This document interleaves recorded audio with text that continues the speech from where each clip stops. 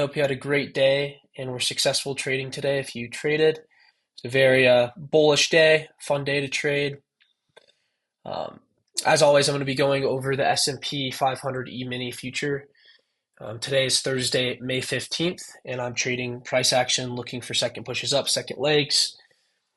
As always, I'll put Al Brooks' trading course in the comments below. This is his strategy, his price action technique.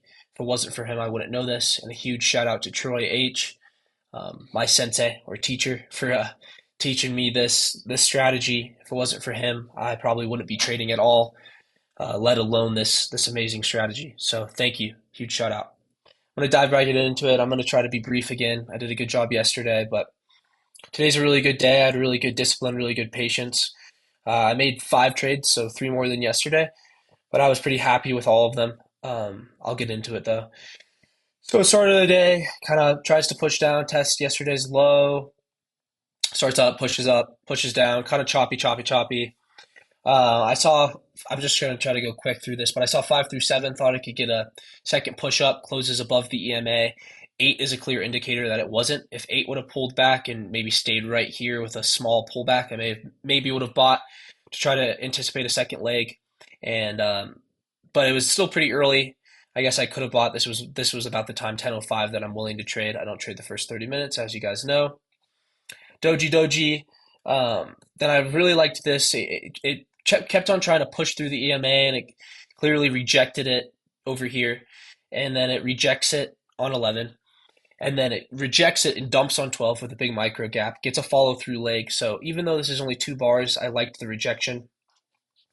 What made me take, I ended up shorting it, but what made me take this was then it pushed up and 15 tries to test the EMA, rejects it. 16 finally gets across the EMA, but has a hard rejection. I thought this was confirmation of the pullback failing, definitely with this closing bearish as well. And I thought it was at least going to get a push down to the low of the day. So right there, 5 points. So I was thinking about just a quick scalp for 5 points. The max I thought it would be able to go would be 8, just test this wick, test this low. But I thought it was maybe going to try to push down, get a second leg down, or a third leg. That's the one thing that I didn't really realize in the moment was this is push 1, pull back, push 2, pull back, anticipating a push 3. So I knew the probability wasn't high, but I just took it for a quick scalp. I thought it was going to get down there, but it clearly didn't. So I got stopped out 5 points. Not too big of a deal. I had good risk management on it, but it ended up actually reversing. And this reversed, and you can see right away 18, or you can see the bar that actually got stopped out on barely closes above the EMA, which is a huge indicator to me that this has a lot of potential to go further up. After 18 gets this close above the EMA again with a massive micro gap, I thought I was maybe just tapping into a first leg, reversal leg up. So as you can see with this buy order, I bought the close or near this, a little bit of a pullback of 19. It ripped up. So this is now leg 1, get a huge micro gap. So you get this big leg 1, and then you finally get kind of this failed pullback on 20. It's a short pullback. It's only 1 point of a pullback. So once I saw that this pullback had failed, I bought another contract, so I was in for 2 contracts on this. And then I just tried not to get too greedy, and I took my 10-point gain here. But looking back, I probably should have just been a little bit more patient, drug my stop loss off up along with it, because I could have, as you can see, made probably about 40 points, had an absolute killer day. But it's just a lesson that I learned.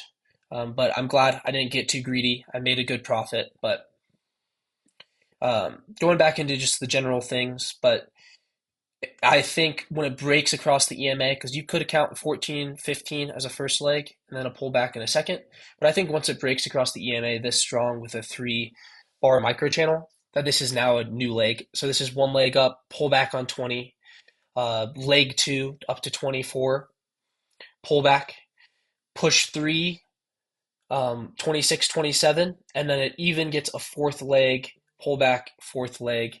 And something that I have been taught is that when you have this tight of a channel up, when you get a bar that breaks out of the channel like 29 did, there's a 75% chance that within 5 bars it's going to return to this trend or this channel up. So you can clearly see breaks out, and then within, you can count this as one, within 1, 2, 3, 4 bars, it returns to the trend, and then of course it goes sideways. But just something interesting that I've been taught, and I got to see it pretty clearly in today's huge push up here. Um, Again, I wish I would have stayed in and drug my stop loss. As you can see, if I would have, I could have made 23 points, but then with two contracts, it probably would have been closer to around 40 points before the fourth push up. So just a learning moment there, but still 10 points. Moving on, 33 through 37, I believe, is kind of a sideways push down, but I felt like it was enough to restart the leg count. Wasn't any crazy pushes down trying to get to the EMA, and it had enough time having 5 bars going a little bit down and sideways. I thought that it probably restarted the leg count.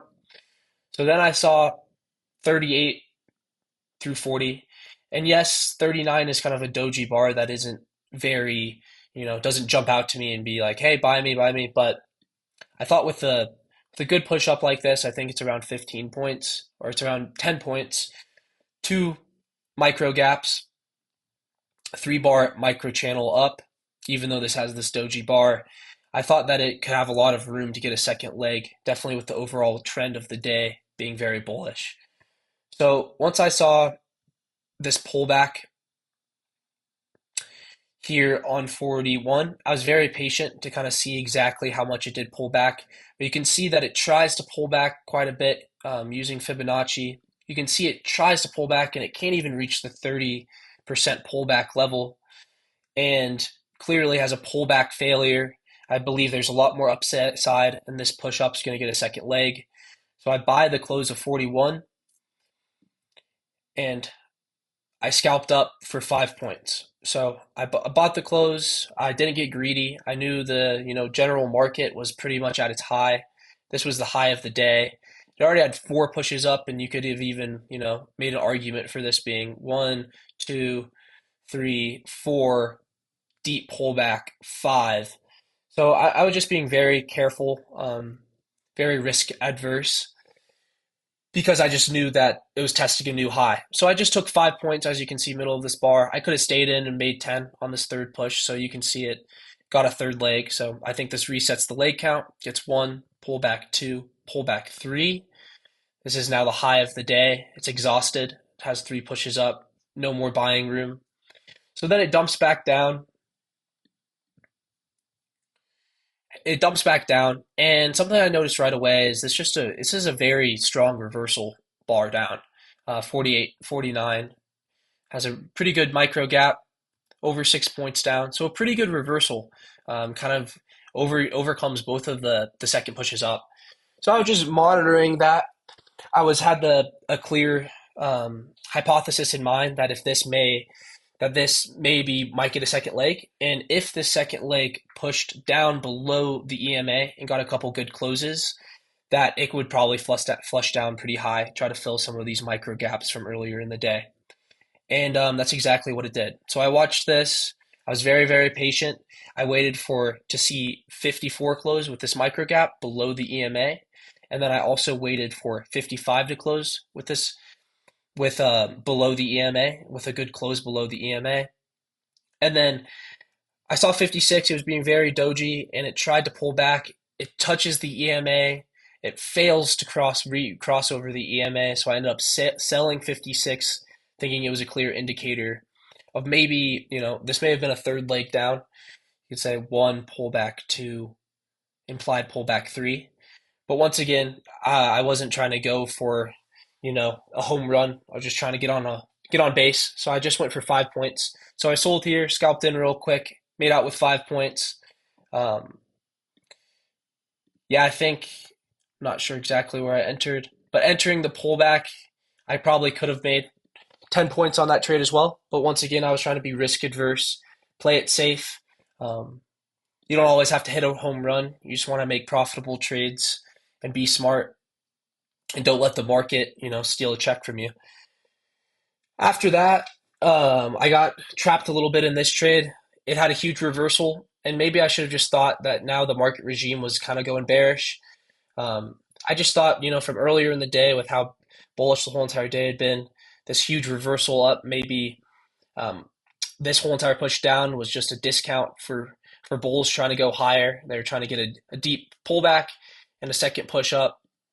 Um, I forgot to say too the some of the reason that I bought that some of the reason I bought this back here when I thought that 31 through 37 restarted the leg count. I was also looking at the 15-minute chart.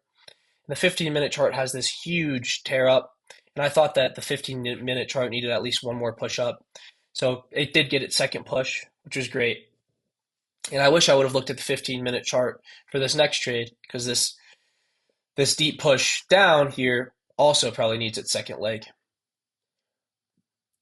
So I was trading against the regime at this point. But as you can see, it's a pretty um, 3-bar micro channel. This one closed very near its high, um, 15 points up. So it's pretty, and it crosses and closes above the EMA. So for me, I really thought that this was going to get a second push up, but I was still very skeptical because the market regime was kind of bearish at this moment. The confirmation for me and why I got in on this trade was 62. Tried to push down to the EMA, rejected it. I thought this was confirmation of a pullback failure, and I entered the close of 62, expecting to get a little push up. I was just going to try to scale 5 points, maybe get to, um, yeah, just 5 points. Maybe try to test the high of the day again. But I wasn't even going to try to get that far up. I was just going to go for a quick 5, another little scalp. Clearly didn't work. My trading partner told me, and I think it was very wise of him. Once I saw 63, I think my hypothesis is toast, and I should have just gotten out with a shorter loss there. But I ended up letting it hold a little bit, thinking it may still get a second push up. It got stopped out for 5 points on 65. And then, this has us very, like I said, the 15-minute chart needed a second bear push down. So this kind of just gets super choppy, gets its second push down, and the rest of the day just kind of weird, choppy, volatile. Last 30 minutes kind of always is. Um, well, yeah, I tried to fly through that for you guys. Let me know if I've messed up anything, missed anything. Just trying to go quick, not bore you guys to death. But thank you for watching. If you made it to the end of the video, I ended up hitting my daily goal of 10 points today. Could have easily, ripped 40 to 50, but you know, it's good not to be greedy and just to be patient and have really good discipline with where you're getting out and where you're letting yourself get stop lossed. Um, Once again, Al Brooks' course will be down below. If you want to learn more about this strategy, he's the best. And a huge shout out to Troy H. I'll be back again tomorrow with another video, guys. Thank you for watching.